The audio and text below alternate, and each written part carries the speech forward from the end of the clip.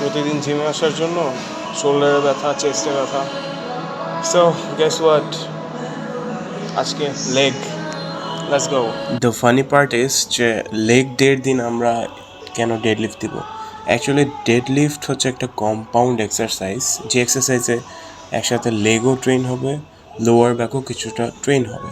That's why আমি dead lift personally leg ডের দিন দিতে বেশি পছন্দ করি।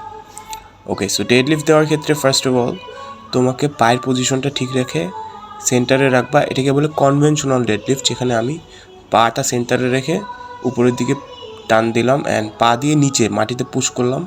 তোমার যতটুকু ওয়েট কমফোর্টেবল তুমি সেরকম ওয়েট দিয়ে আস্তে আস্তে বাড়াবা অ্যান্ড র্যাপস বাড়াবা।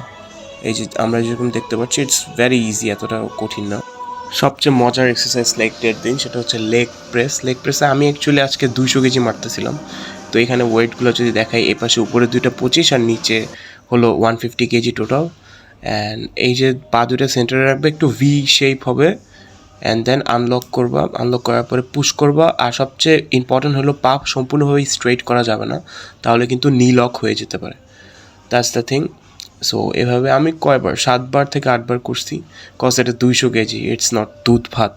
অনেকের কাছে দুধ ভাত হইতেও পারে, বাট ফর মি অনেক দিন পর করতেছিলাম, দ্যাটস ওয়াই 200 কেজি মোটামুটি দেওয়াই যায়। So that's it for today.